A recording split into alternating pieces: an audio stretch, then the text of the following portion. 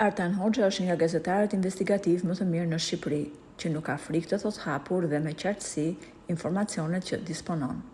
Por ai është ndeshur me një situatë që e ka tronditur jo pak.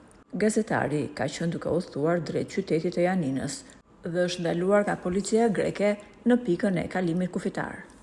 Policët, sapo e kanë parë pasaportën e tij, kanë bërë verifikimet kompjuterike e i kanë thënë se ai nuk mund të hyjë më kurrë në territorin grek.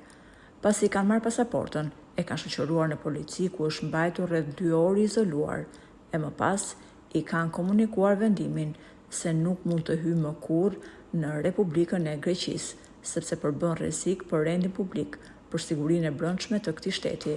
Më pas, i është komunikuar vendimi i autoriteteve greke që është shpallur non grata. Gazetarit Hoxha i është vendosur kryq me stilolaps në pasaport mbi vulën e policisë greke dhe i është kërkuar të largohet menjëherë nga territori grek.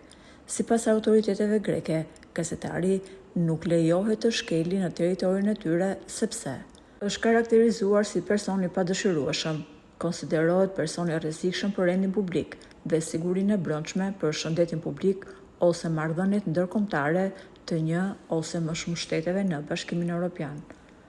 Artan Hoxha ka mbetur i befasuar nga ky vendim që është marrë ndaj tij, por është shprehur se çdo gjë ka ndodhur për shkak të investigimeve të tij të publikuara në media shqiptare, ku shpesh në fokus kanë qenë edhe shtetas grek që kanë cënuar interesat kombëtare të Shqipërisë.